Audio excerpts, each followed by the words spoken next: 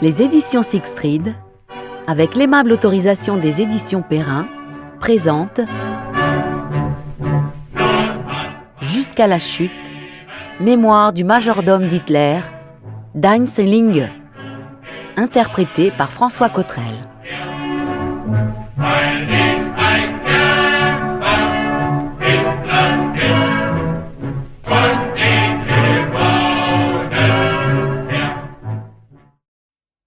Avant-propos d'Heinz Linge. En 1955, lorsque je suis rentré en Allemagne de l'Ouest après 10 ans de captivité en Russie, journalistes et éditeurs se sont précipités pour me prier de raconter mes souvenirs sur Adolf Hitler et sur sa fin. Le libellé des demandes, des propositions et des télégrammes était presque toujours du même genre. Ne signez rien d'autre, s'il vous plaît, nous vous en offrirons davantage. Je décidai de retenir un éditeur anglais qui m'avait expressément assuré, par écrit, de ne publier que ce que j'aurais préalablement signé. Engagement respecté, comme avec d'autres éditeurs et journalistes étrangers d'ailleurs. Seul un éditeur allemand crut bon de reformuler mes présentations et leur contenu. Ce que je dus ensuite relire en bon à tirer était certes bien formulé, mais n'avait plus rien à voir avec les faits. Dépourvu d'expérience et impuissant face à de telles manipulations, je refusai pourtant les suggestions de mon avocat qui me conseillait des poursuites judiciaires. Cette histoire, fabriquée de toutes pièces par des journalistes irresponsables, fut lancée sous le nom de « Rapport Linge » et me causa de graves ennuis. D'anciens camarades de l'entourage du Führer me tournèrent le dos, ce qui me plongea dans de nouvelles intrigues avec des histoires fraîchement inventées. Plus de 20 années ont passé depuis. Beaucoup de choses ont été aujourd'hui corrigées et rétablies. À présent que je n'ai plus à craindre d'être à nouveau jeté en prison et condamné aux travaux forcés pour avoir servi pendant 10 ans dans l'entourage immédiat du Führer, je puis espérer avoir la permission de dire ouvertement et librement ce que j'ai vécu avec Hitler, de qui personne d'autre n'a été plus proche que moi, excepté Eva Braun.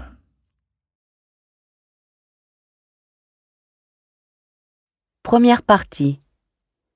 Mes années d'avant-guerre avec Hitler. Au milieu du fracas assourdissant des obus de l'artillerie russe, un coup de pistolet claqua dans les appartements du Führer, au cœur du bunker. Je ne l'entendis pas, à vrai dire, mais une fois que l'odeur de poudre eut franchi la porte, je sus ce qu'il s'était passé. Hitler venait de se donner la mort. J'allai trouver Martin Bormann et le prier de m'accompagner dans la chambre du Führer. J'ouvris la porte. Sur le canapé à fleurs était assis notre chef Adolf Hitler et celle qui était devenue depuis peu son épouse, Eva Hitler. Tous deux étaient morts. Ce que j'avais à faire m'avait été prescrit par le Führer lui-même peu de temps auparavant. Je devais emporter les cadavres en haut, à l'air libre, et les incinérer. 10 années séparaient ce moment, 15h45, le 30 avril 1945, et le jour où j'avais pris mon service auprès d'Adolf Hitler. Et entre l'homme à qui j'avais juré en 1933 de le servir jusqu'à la mort en tant que membre de la Leibstandarte Adolf Hitler, et celui que je devais à présent envelopper d'une couverture pour le porter dehors par des escaliers étroits et obscurs, arrosés d'essence et incinérés, il y avait un monde. C'est en tout cas ce que suggéraient les images totalement différentes du Führer en 1934 et en 1945.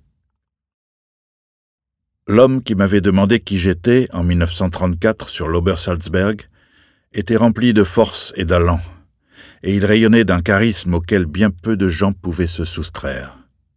Il symbolisait alors la puissance souveraine qu'il proclamait.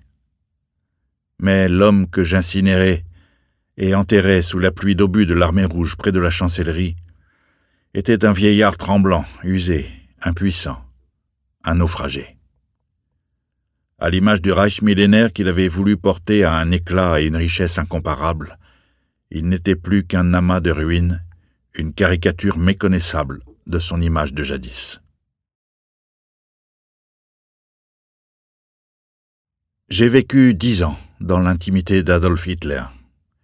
J'ai vu naître et échouer des projets qui devaient modifier durablement le monde. Je voyais le Führer comme à peine une poignée de ses contemporains l'ont vu et observé. À l'exception d'Eva Braun et du professeur Theo Morel, médecin personnel d'Hitler, personne n'a pu observer aussi bien que moi le déclin physique du Führer.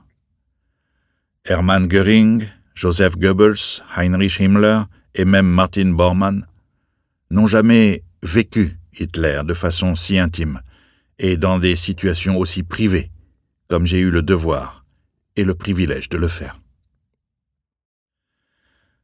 Après mon retour de captivité en Russie, ce que j'ai lu dans une série de mémoires m'a donc souvent surpris. En effet, un bon nombre d'auteurs racontaient des événements qu'ils avaient prétendument vécus avec Hitler. Mais dans les faits, c'est de moi qu'ils avaient appris un jour ceci ou cela, au quartier général du Führer, à la chancellerie ou ailleurs. Et ils avaient arrangé le tout, une fois Hitler mort, comme s'ils avaient été personnellement témoins de certains événements. Nul autre que moi ne pouvait prouver qu'il en avait été autrement.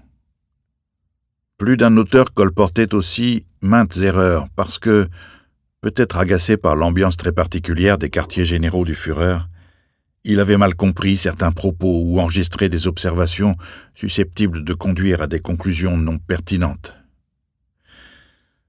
L'un d'eux était l'historien Wilhelm von Schramm.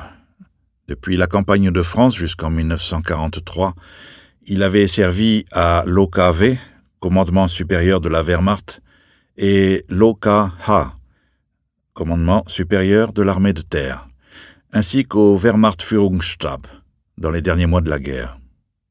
Et il s'était à l'occasion entretenu avec moi au sujet du Führer. Il écrivit en 1974, dans son livre « Der Geheimdienst in Europa » 1937-1945, au quartier général Adler-Horst du Führer, j'ai appris la désespérance d'un témoin oculaire qui connaissait le chef au plus près et depuis le plus longtemps, Linge. C'était l'officier d'ordonnance personnelle d'Hitler. Nous nous rencontrions souvent le soir à la petite cantine. Linge avait toujours quelque chose d'intéressant à raconter, librement surtout, car il avait confiance en moi. Une fois, nous étions tout seuls lorsqu'il m'aborda. Il s'agissait d'Hitler. Il me peignit à voix basse l'état du chef qui déclinait visiblement et de façon frappante depuis Noël 1944. Linge ne croyait plus à Hitler, ni au génie du Führer, ni aux armes miracles, ni à l'intuition salvatrice du commandement suprême. Ce n'est plus, me dit-il, qu'un homme malade. Je ne vois pas bien comment Schramm a pu en arriver à de telles remarques. Les doutes qu'il m'attribuait n'ont jamais été les miens. Je voyais naturellement tous les jours comment Hitler était en 1944 malade, vieilli et usé, mais cela n'a jamais ébranlé ma confiance dans le génie du Führer. Même les réserves privées et publiques de certains chefs militaires et de quelques vieux compagnons d'armes, comme le Gauleiter Bohle, par exemple, qui s'exprimait assez librement au sujet d'Hitler, selon lesquels la guerre ne pouvait pas être gagnée, n'y changeaient rien. Mes possibilités d'entendre et de lire des détails pour lesquels Martin Bormann et Heinrich Himmler étaient les instances compétentes me donnaient une vue lucide sur la position de nombreuses personnes en qui Hitler avait ou avait eu confiance, au moins de l'extérieur. Le fait que ces personnes aient confessé leur perte de foi en Hitler me paraissait relever de problèmes personnels. L'étendue du pessimisme sur la situation et les doutes sur les capacités du Führer, par exemple au sein de la hiérarchie militaire et au ministère des Affaires étrangères dans sa totalité, se révélèrent, en tout cas pour beaucoup, avec les enquêtes consécutives à l'attentat de Stauffenberg, 20 juillet 1944. Par exemple, le lieutenant-colonel Günther Schment, aide de camp du chef d'état-major de la Wehrmacht, le général de corps d'armée Zeitzler, témoigna par écrit au début d'août 1944 qu'il n'avait pas eu connaissance des plans et des préparatifs de Stauffenberg pour l'élimination d'Hitler, mais qu'il avait bien eu connaissance depuis la bataille de Stalingrad de l'attitude négative de certains chefs militaires compétents. Entre les recommandations de l'état-major général et les décisions du Führer, écrit-il, il y avait eu un désaccord qui avait fait obstacle à la collaboration positive des militaires.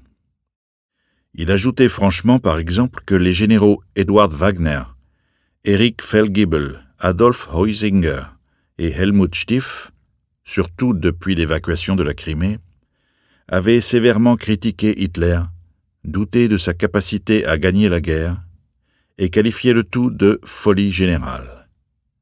J'aurais été aveugle et sourd d'ignorer tout cela.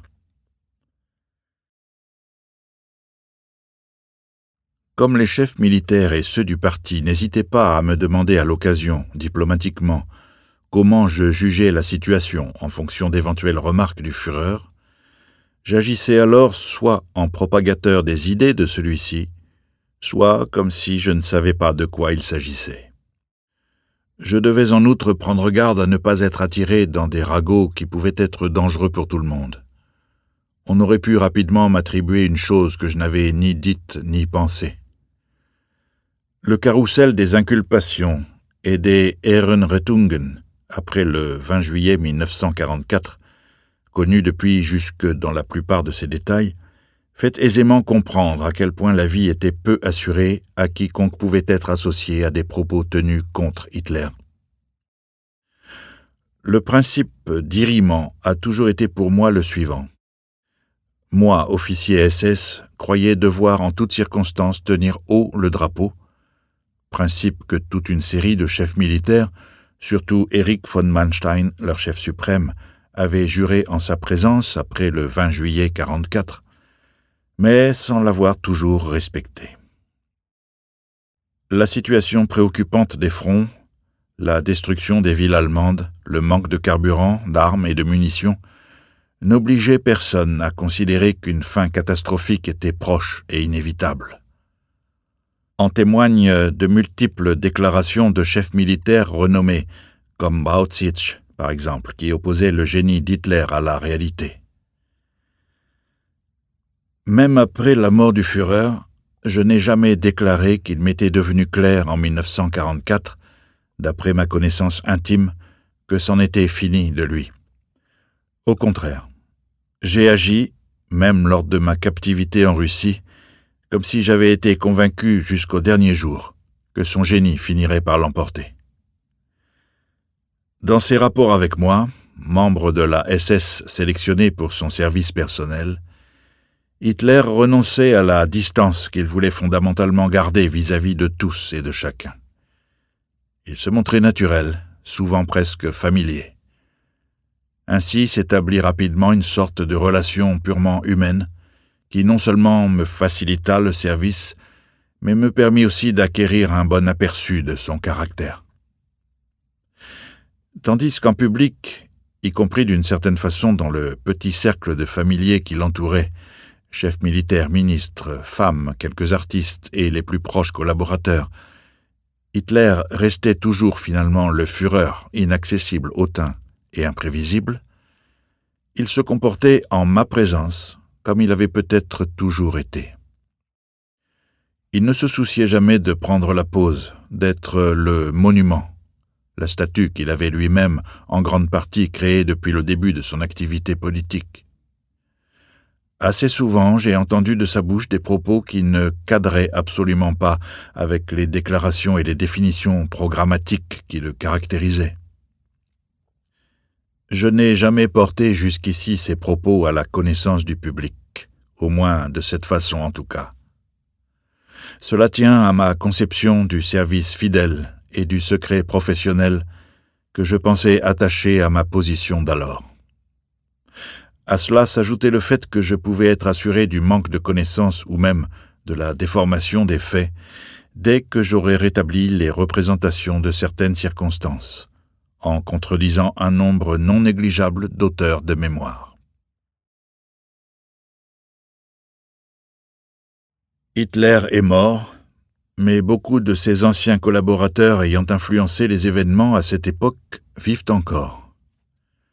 Un bon nombre d'entre eux ont défendu ou cherché à justifier leur rôle d'alors par des publications d'après-guerre. Pas un général parmi eux qui reconnaisse s'être trompé plus ou moins gravement et avoir perdu par sa faute des engagements ou des batailles. Non seulement la guerre, mais aussi les batailles et les engagements perdus sont presque exclusivement imputés au débit du Führer. Il ne m'appartient évidemment pas de juger qui, à cette époque, a conseillé ou pris les bonnes décisions, mais je peux témoigner que, dans la plupart des cas, les prévisions du Führer étaient exactes, et qu'assez fréquemment les ordres donnés au front d'après ses conclusions ont été ignorés ou sabotés. Beaucoup se sont glorifiés après 1945, ou en ont été crédités, de s'être ouvertement opposés à Hitler, et même d'avoir partiellement refusé obéissance de façon démonstrative. En 1978, Egbert Kieser a cité par exemple le général Dietrich von Saucken, né en 1892 à Fischhausen, Prusse orientale, et blessé 13 fois en opération, qui défendit sa patrie comme un lion. Convoqué à la chancellerie le 12 mars 1945, il reçut du Führer le commandement de la 2e armée blindée. Hitler était assis à la table des cartes avec le général de corps d'armée Guderian, Bormann et un aide de camp, lorsque Saucken fit son entrée. Une main nonchalamment posée sur son sabre de cavalerie, le monocle vissé sur l'œil, il salua en inclinant légèrement le buste au lieu de faire le salut hitlérien, devenu obligatoire depuis le 20 juillet 1944. Cela ressemblait à de la rébellion, d'autant plus qu'il ne s'était pas débarrassé de son sabre dans l'antichambre selon l'usage. Guderian, Bormann et l'aide de camp fixèrent Saucken en s'attendant à une explosion de rage du Führer. Mais il ne se passa rien. Hitler ignora le général et chargea rapidement Guderian de présenter la situation. Toutefois, le comportement de Saucken ne resta pas sans effet. Après cette présentation, Hitler se lança dans un long exposé qu'il ouvrit par la répartition des commandements. La responsabilité du secteur de Danzig fut alors attribuée au Gauleiter Forster, le général von Saucken étant placé sous ses ordres, en dehors des opérations purement militaires. Saucken frappa très calmement mais fermement du plat de la main sur la table des cartes et dit « Il n'est pas question pour moi, monsieur Hitler, de me soumettre au commandement d'un Gauleiter. » Hitler resta silencieux devant ses cartes, concentré sur lui-même. Guderian et Bormann se hâtèrent de conseiller à Saucken d'être raisonnable. Ils savaient que le général jouait avec sa vie. Mais ce dernier se contenta de répéter « Il n'en est pas question pour moi. » Au bout de longues secondes, Hitler brisa le silence tendu et dit, embarrassé, d'une voix affaiblie, « Bon, eh bien, vous commanderez seul, Saucken. » Je n'ai pas vécu cette situation. Par ailleurs, ce même général von Saucken, à qui Dönitz conféra le 8 mai 1945 la croix de fer avec Briand comme chef de corps loyal, n'était pas homme à faire ce genre de démonstration théâtrale. Qu'il ait appelé le chancelier Monsieur Hitler et non Mein Führer, comme par défi. Qu'il ait frappé la table des cartes du plat de la main. Et qu'à 2 mois de la fin de la guerre, il ait encore porté un sabre de cavalerie comme en temps de paix, tous ces détails montrent assez quel crédit il faut accorder à cette présentation de seconde main. L'état réel de la situation du moment est bien exposé par l'historien allemand Peter Hoffmann, professeur au Canada, d'après une déposition du capitaine de cavalerie Gerhard Bolt, qui atteste que même le général en chef Guderian devait consigner ses armes avant toute rencontre avec le Führer. Les officiers d'état-major de l'armée, des fronts, de la Luftwaffe et de la marine convoqués chez Hitler, rapporte-t-il, devaient accéder à la nouvelle chancellerie par l'entrée située au 4 de la Vossstrasse. À l'intérieur, ils devaient ensuite justifier de leur identité. Le capitaine de cavalerie Bolt rapporte cette procédure, vécue en tant que premier officier d'ordonnance du général en chef Guderian, qui l'accompagnait régulièrement à la chancellerie depuis début février avec son aide de camp, le major Freiherr Freitag von Loringhofen, depuis le quartier général de Zossen pour la conférence d'état-major. Depuis l'entrée, Guderian, Bolt et Loringhofen allaient jusqu'au cabinet de travail du Führer par de longs détours dus aux destructions massives infligées à la chancellerie. Chaque point de passage était gardé par des SS auprès desquels les visiteurs devaient décliner leur identité. À l'entrée de l'antichambre du cabinet de travail d'Hitler, Guderian et ses accompagnateurs étaient accueillis par plusieurs SS en uniforme Feldgrau et devaient consigner leurs armes. 2 des SS prenaient les serviettes qu'ils inspectaient très minutieusement. Il n'y avait pas de fouille au corps. C'était uniquement après ces vérifications qu'ils avaient le droit d'entrer dans l'antichambre. À la porte du cabinet de travail d'Hitler étaient postés d'autres gardes en uniforme Feldgrau de SS. Beaucoup auraient manifestement aimé s'opposer au Führer, et plus d'un a râlé contre lui dans son dos au risque de sa peau. Hitler lisait toujours les rapports du SD, Office de sécurité du Reich. Il s'intéressait au comportement des Hollandais, des Français et des Polonais prisonniers, tout autant qu'au moral de la population allemande.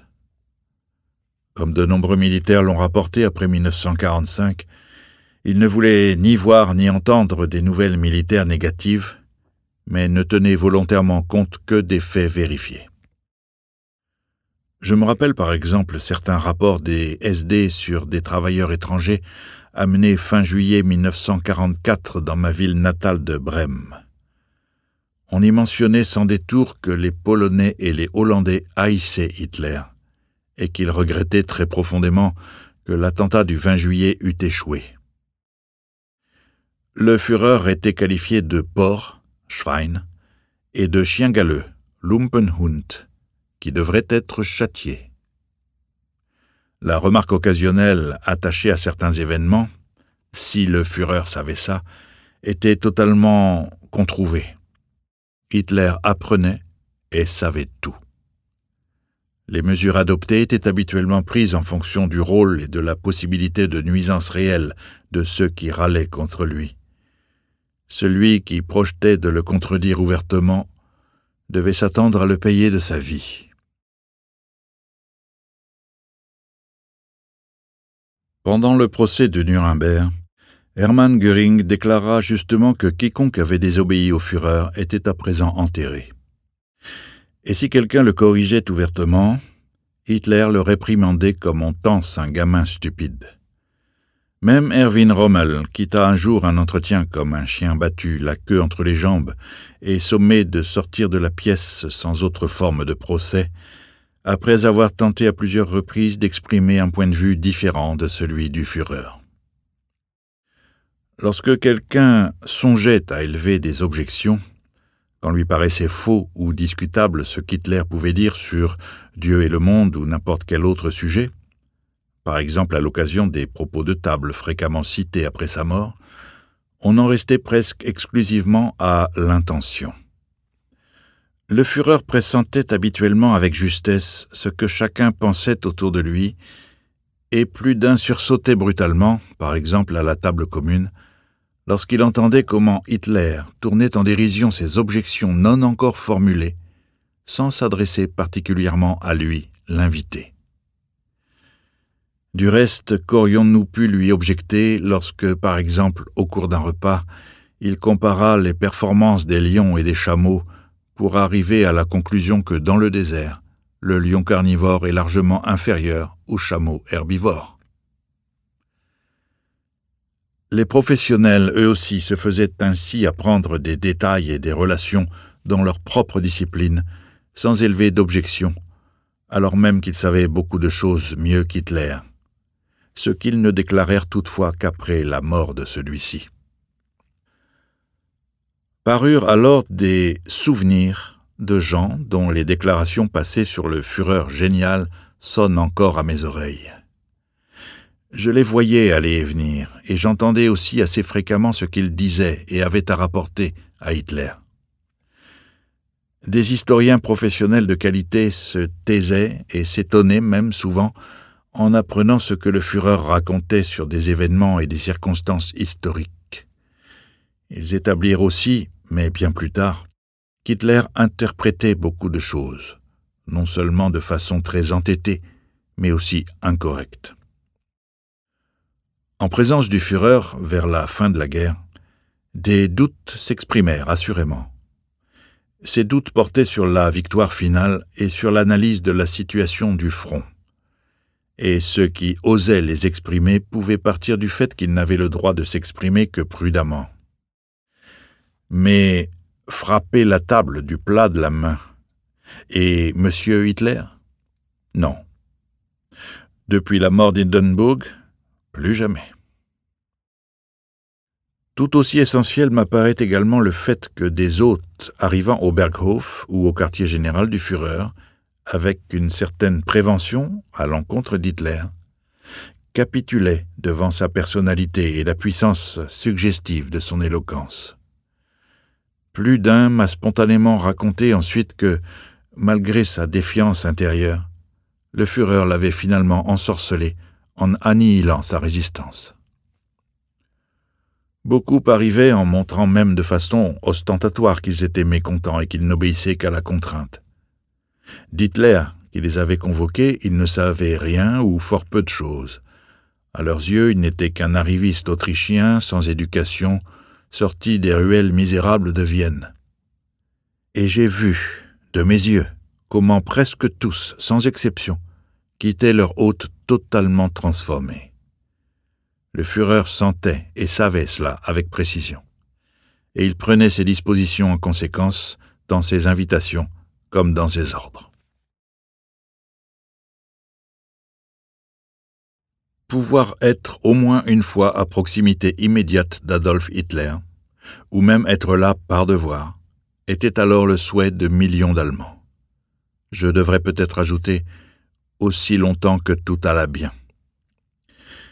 J'excitais donc également l'envie lorsqu'en 1935, à ma grande surprise, le choix tomba sur moi pour occuper cette fonction de proximité.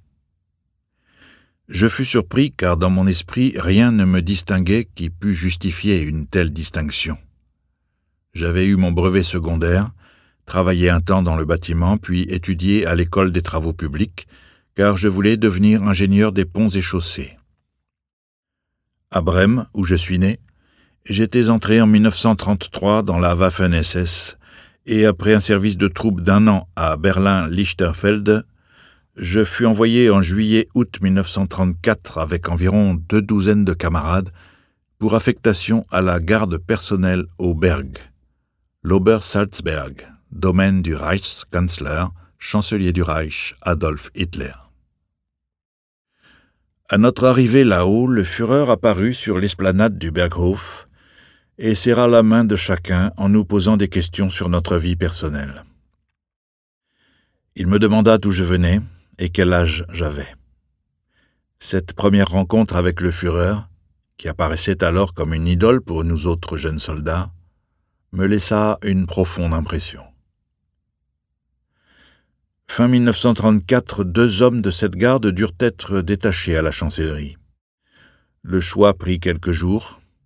Sur une sélection de 50 hommes, je fus appelé à ce service, avec un camarade du nom d'Otto Meyer. Nous nous présentâmes au SS Obergruppenführer Wilhelm Brückner, chef des aides de camp du Führer, qui nous expliqua que nous étions destinés au service personnel d'Hitler.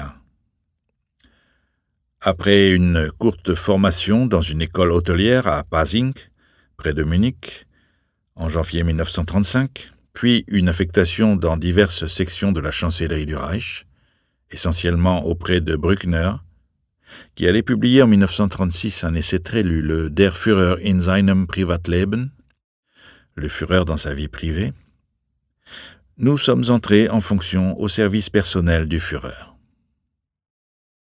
Karl Krause, issu de la Kriegsmarine, valet et garde du corps depuis 1934, nous attendait. Nous devions nous partager le service. Hitler exigeait que l'un de nous se trouvât en permanence à proximité de lui.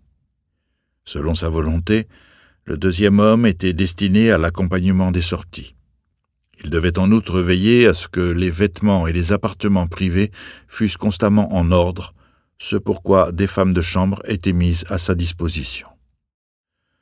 Le troisième homme devait traiter les problèmes de gestion survenant dans la maisonnée du Führer.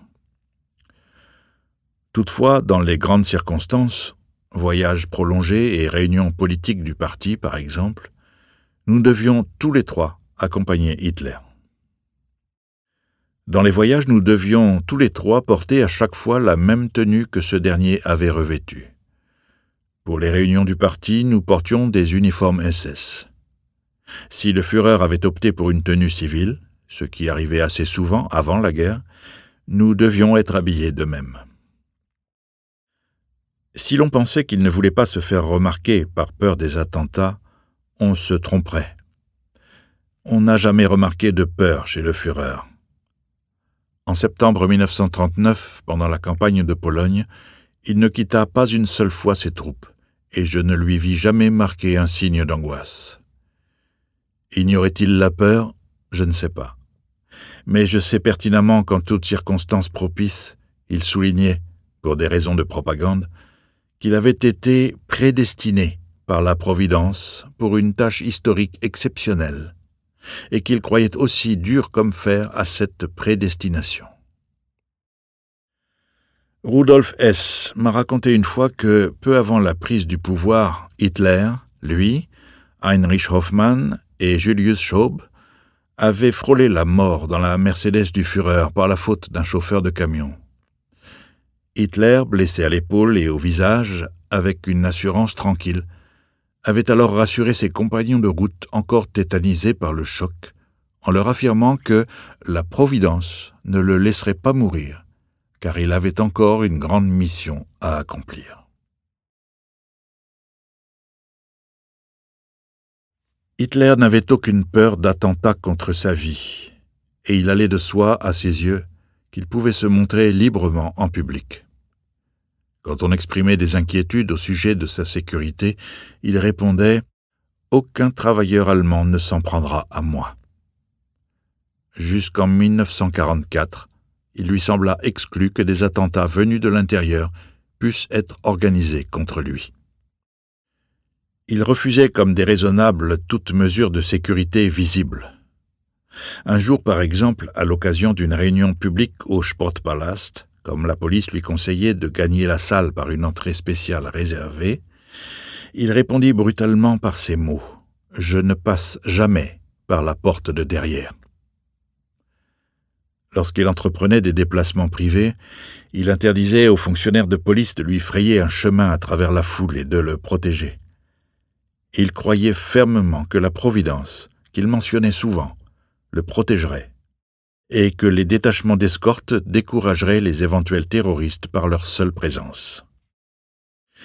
Il se souciait davantage de prétendues tentatives organisées de l'étranger pour l'éliminer par la force. Il pensait quand même que des politiques fanatiques pouvaient toutefois se trouver aussi dans le Reich, si bien qu'il devait vivre en tenant compte également de ces impondérables. Il ne s'est jamais pourtant trop préoccupé de son entourage ni de sa cour. Il connaissait évidemment de vue le personnel du Berghof, mais il ne connaissait précisément leurs noms et leurs fonctions que pour certains d'entre eux. Il en allait de même dans ses quartiers généraux successifs. Il faisait une tournée d'inspection à son arrivée et se faisait présenter les responsables, et tout était dit. Après ma libération de captivité, j'ai été surpris par l'affirmation, toujours répandue aujourd'hui encore, qu'il aurait été presque impossible de parvenir jusqu'à Hitler pour l'assassiner. Quelle ineptie! Avec un peu d'audace, de l'habileté et des informations précises, on aurait très bien pu tuer le Führer en maintes occasions. Souvent, et pas seulement avant la guerre, des gens venaient le trouver sans en être empêchés par qui que ce fût. Des cinéastes transportaient des caisses avec des accessoires, des câbles, des rouleaux de bobines et des pieds photographiques à proximité de lui. et il le photographiait au téléobjectif en se déplaçant librement et sans entrave. Après l'attentat de juillet 1944, un jour qu'il voulait se rendre en auto à l'hôpital militaire de Rastenburg, il se trouva soudain entouré par une foule de soldats et de civils au moment de monter en voiture. L'un d'eux aurait alors pu le tuer s'il avait voulu. Bien qu'il souffrît encore des blessures que la bombe de Stauffenberg lui avait occasionnées à la tête et aux jambes, il montra tant d'insouciance que j'en eus peur et que je fus heureux de notre départ afin de pouvoir protéger le dos du Führer en étant assis derrière lui. Il va de soi que quiconque eût osé assassiner Hitler face à face et les yeux dans les yeux eût immanquablement risqué sa vie. Cela explique sans doute le fait que le Führer resta en vie jusqu'à son suicide, en avril 1945. Quelques-uns seulement des attentats dirigés contre lui ont été révélés. J'ai vécu personnellement de très près certains d'entre eux. Après le mariage du maréchal von Blomberg, par exemple, Hitler se rendit en voiture à la Schorfheide, domaine de l'ancien château et réserve de chasse de l'empereur Guillaume II, où il voulait se retrouver avec Göring. Devant nous roulait la voiture d'Himmler lorsque soudain des coups de feu claquèrent venant du couvert de la forêt. La voiture d'Himmler stoppa, elle avait été touchée.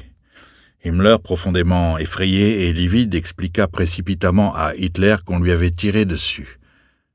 Après l'incident, le voyage reprit, et le Führer déclara « C'est moi que cela aurait dû toucher, car Himmler ne roule pas normalement devant moi.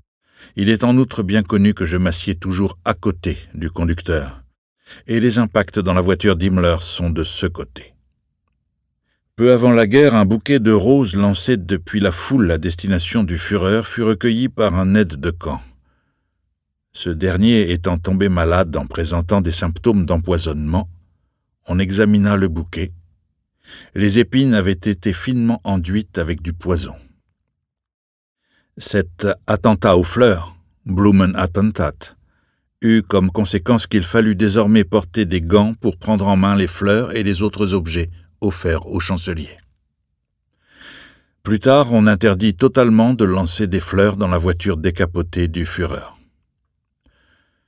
Un autre jour, Hitler, grand amateur de chiens, reçut en cadeau un bel animal, lequel, ce que personne ne pouvait soupçonner, avait préalablement été enragé par une piqûre contaminante. Le chien ayant alors attaqué un serviteur, Hitler fut épargné. De ce point de vue, le Führer eut toujours de la chance, mais il devint de temps en temps plus prudent. Par exemple, les cadeaux comestibles venus de pays étrangers ne devaient pas être consommés là où il résidait. Malgré cette interdiction, je ne pus résister un jour de 1944 à la tentation de goûter à des fruits ainsi offerts. Il s'ensuivit une indisposition qui me cloua au lit pendant des semaines. Le docteur Morel, médecin personnel du Führer, m'ausculta et diagnostiqua des symptômes d'empoisonnement qu'il rattacha à la consommation du fruit. Hitler se fit ensuite quotidiennement rappeler par son médecin et aussi par le Reichsleiter Bormann l'obligation absolue de contrôler non seulement toutes les denrées, mais aussi l'eau consommée. Le premier attentat connu contre Hitler, qui attira sur lui l'attention du monde entier, fut commis en 1939 à Munich. Le Führer manqua de peu y laisser la vie. Dans la grande ville bavaroise, présentée comme la capitale du mouvement, avait lieu tous les ans, la veille de l'anniversaire de la marche sur la Feldherrnhalle, 9 novembre 1923, à la Bürgerbräu-Keller, une soirée de l'amicale des anciens combattants à laquelle Hitler participait toujours. En 1939, la guerre avait éclaté 2 mois auparavant, et le chancelier, qui voulait être à Berlin dans l'après-midi du 9 novembre, fit commencer l'assemblée plus tôt que d'habitude et annuler la réunion coutumière avec ses anciens compagnons de lutte. Cette modification impromptue lui sauva la vie.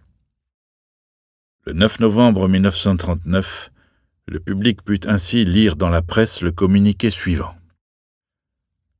Le Führer est arrivé mercredi 8 novembre pour une brève visite à Munich à l'occasion de la fête commémorative des anciens combattants. Le Führer a prononcé lui-même le discours d'ouverture à la place du camarade S. Comme les affaires de l'État obligeaient le Führer à rentrer à Berlin dans la nuit, il a quitté la Bürgerbräu-Keller plus tôt que prévu initialement et s'est rendu à la gare pour prendre le train qui attendait. Peu après le départ du Führer, une explosion s'est produite à la Bürgerbräu-Keller. Parmi ceux qui se trouvaient encore dans la salle, il y a eu 7 morts et 63 blessés. L'attentat, dont les traces suggèrent une machination étrangère, a aussitôt suscité une grande indignation à Munich. Une récompense de 500 000 marks a été instituée pour l'arrestation des criminels, montée à 600 000 marks par une contribution volontaire d'initiative privée. L'explosion dévastatrice dans la Bürgerbräu-Keller s'est produite vers 21h20, à un moment où le Führer avait déjà quitté la salle. Tous les chefs du mouvement, les Reichsleiter, les Gauleiter, l'avaient accompagné à la gare, où il prit le train aussitôt après la fin de son discours, en raison de l'urgence des affaires de l'État. On ne peut que qualifier de miracle le fait que le Führer ait échappé à cet attentat, qui est aussi une attaque contre la sécurité du Reich. 2 semaines plus tard, on annonça qu'un homme de 36 ans, du nom de Johann Georg Elser, avait été arrêté peu après l'attentat, alors qu'il s'apprêtait à franchir la frontière suisse. C'était l'homme qui avait installé la bombe à la Bürgerbräu-Keller quelques 145 heures avant l'explosion. J'étais justement auprès du Führer lorsque Himmler lui fit son premier rapport. Elser était né le 4 janvier 1903 à Hermaringen, dans le Württemberg. Fils illégitime de L. Elser, marchand de bois alcoolique connu sur place pour son ivrognerie. Il avait reconnu, expliqua Himmler, qu'il avait voulu tuer Hitler. Selon les renseignements d'Himmler, il avait affirmé solennellement que personne d'autre que lui n'avait été au courant des préparatifs de son attentat et qu'il n'avait été financé par personne. Il n'était nullement à considérer comme une réédition de Van der Lubbe, l'incendiaire du Reichstag. Lorsque Himmler déclara que, d'après ses indications, Elser n'avait été mu que par l'idée obsessionnelle de voir son nom et sa photo dans les journaux, Hitler se fit présenter des photos de cet homme. Himmler estimait que ce dernier voulait juste être un hérostrate moderne. Le Führer, étudiant avec soin les photos, écouta d'abord le visage fermé, avant de déclarer lentement, en détachant bien ses mots, « Himmler, il n'a pas l'air de ça.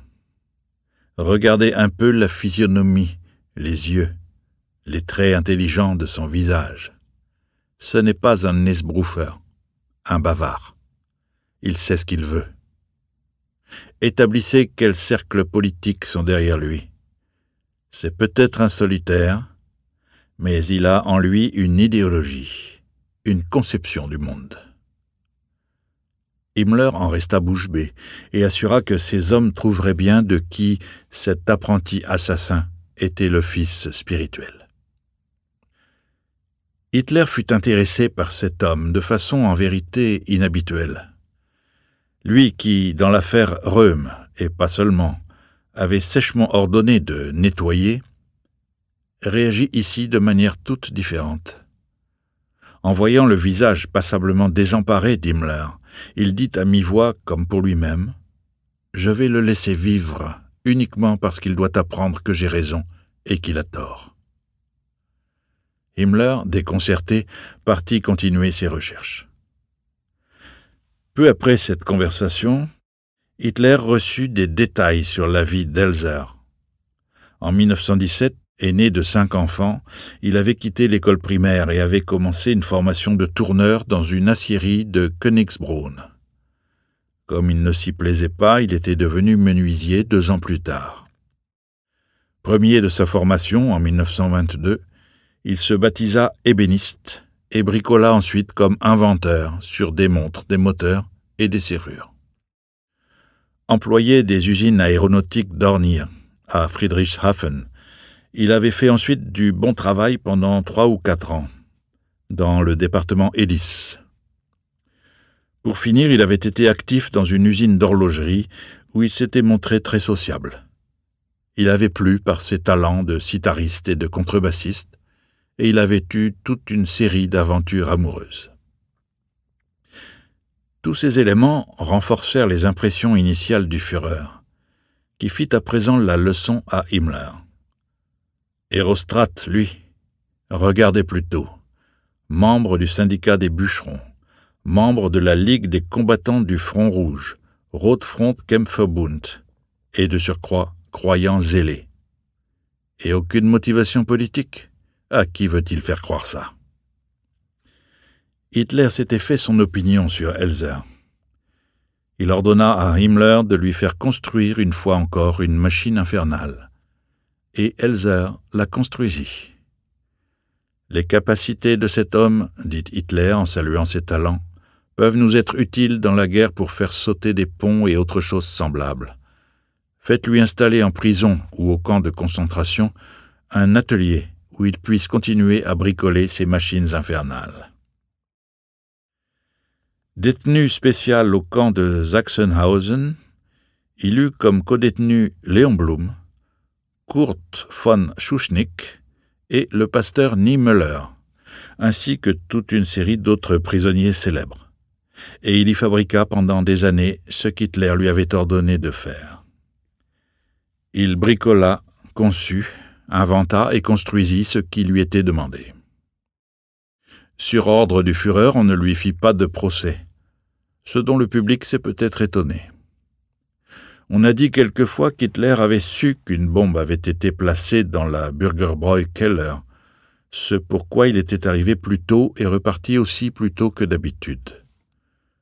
D'après mes impressions, je connaissais ses réactions et pouvais à coup sûr deviner d'après son comportement s'il était vraiment surpris ou s'il faisait comme si, je le pensais du moins en novembre 1939, ce n'était pas le cas. J'ai supposé que dans le cercle de ses intimes, il n'avait pas voulu expliquer sa déception devant les réactions de l'Angleterre à l'occasion de l'attaque allemande contre la Pologne. Quelques-uns des hiérarques du parti, les Gauleiter Rudolf Hess, Goebbels, qui accompagna Hitler à Berlin, et d'autres, auraient peut-être discuté entre deux bières de ses prophéties sur l'attitude amicale de l'Angleterre vis-à-vis du Reich, ce qui lui aurait assurément déplu. En tout état de cause, Elsa, qui selon Himmler n'avait chargé personne et expressément aucune connaissance et modifié son comportement au camp, doit avoir raconté à Sachsenhausen qu'en 1939, la Gestapo lui aurait versé 40 000 francs suisses pour construire la machine infernale et la régler sur l'heure indiquée par elle. Je n'ai jamais osé par la suite questionner le Führer à ce sujet. Et lorsqu'un rapport de police du 16 avril 1945 fit savoir qu'Elsa avait été tuée dans un bombardement allié, ce qui était quand même étrange, j'avais d'autres préoccupations.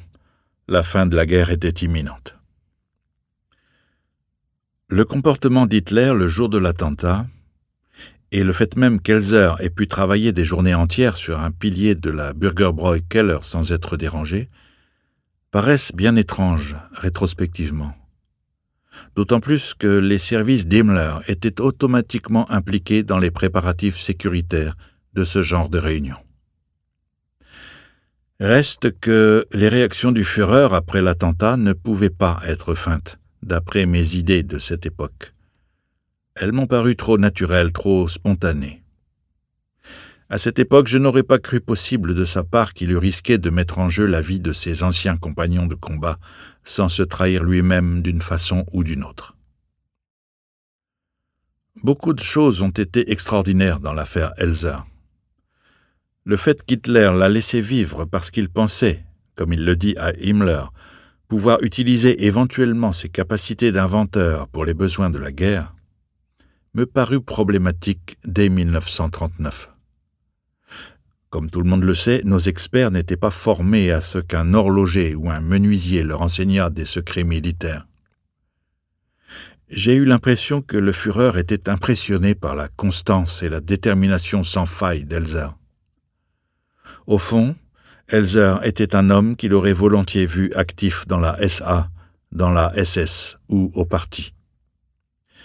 Ce simple ouvrier, comme Hitler dit un jour, avait eu le courage, fin 1939, d'agir en accord avec sa conception du monde, alors que des chefs militaires prétendument résistants y avaient renoncé.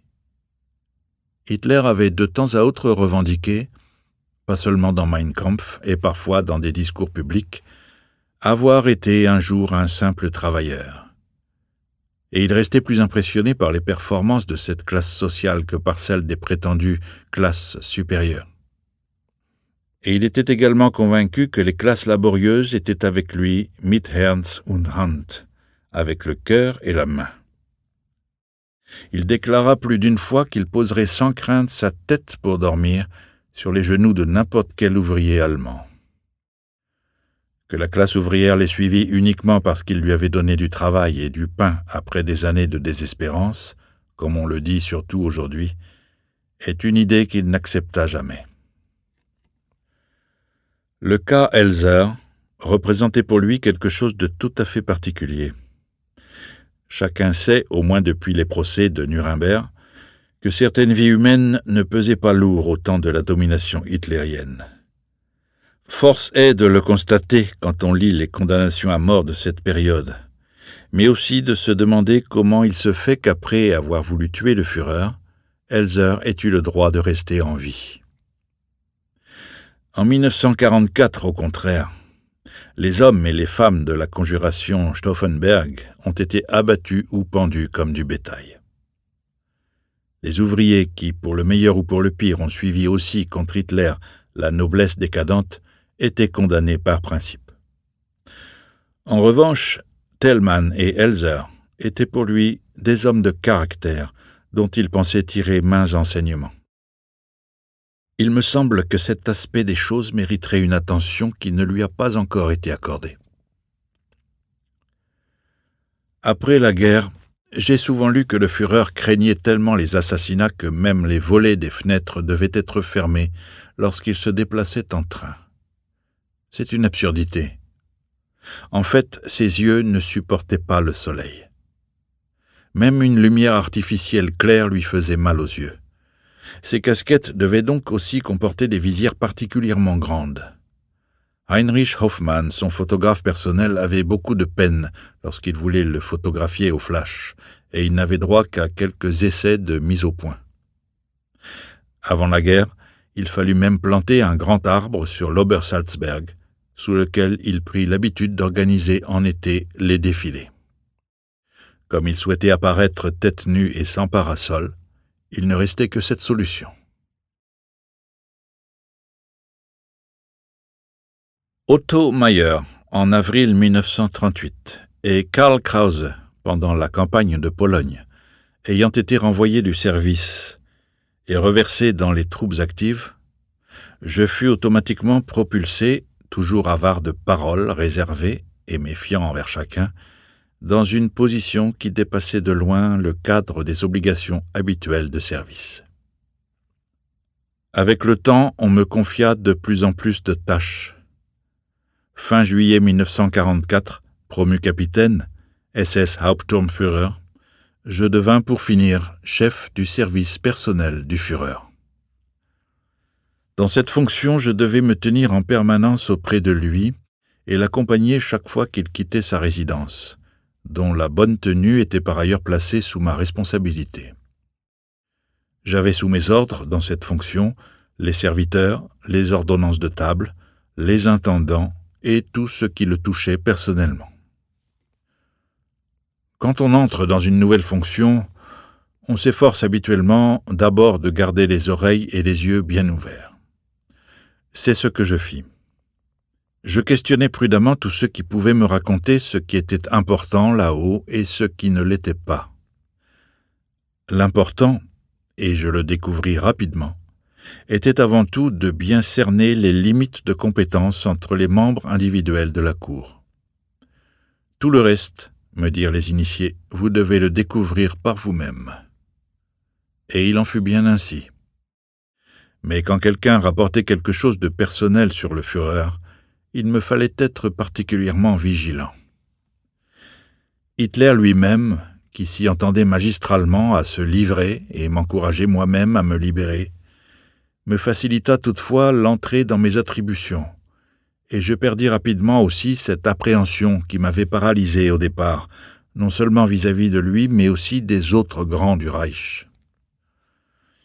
Il était évident que j'aurais à compter jour après jour sur des surprises, car le Führer, en dehors de ses habitudes stéréotypées, n'était pas du tout prévisible ou fort médiocrement.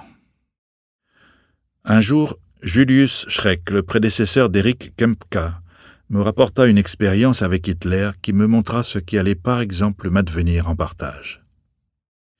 Ils étaient partis dans le Palatinat avec Schreck comme chauffeur de la Mercedes et l'escorte habituelle. Sur une route de campagne, ils dépassèrent 2 jeunes hommes du service du travail du Reich, Reichsarbeitsdienst, qui se rendaient à pied jusqu'à la localité suivante. Sans soupçonner qui les dépassait, ils avaient fait signe dans l'espoir d'être pris en stop, ce que le Führer remarqua. Il fit arrêter Schreck et l'escorte et invita les 2 hommes à monter dans sa voiture. Les 2, dit Schreck, ouvrirent bientôt de grands yeux. Au milieu de la campagne, le Führer. Hitler les fit monter et bavarda avec eux. Au moment de les quitter, il leur dit qu'il allait pleuvoir et qu'ils devaient préparer leurs manteaux. L'un des 2 expliqua alors qu'il avait été longtemps chômeur et qu'il n'avait pas de manteau civil. Avant même qu'il eût compris ce qui lui arrivait, le manteau de voyage du Führer se retrouva sur ses épaules, et le voyage se poursuivit. Pour ceux qui se trouvaient là, ce fut un effet de propagande remarquable, peu de temps après la prise de pouvoir. Mais pour le responsable de la garde-robe du Führer, une occasion imprévue de grand désagrément. Il fallait trouver au plus vite un nouveau manteau qui devait être semblable au précédent, bien tombé, et si possible être immédiatement disponible.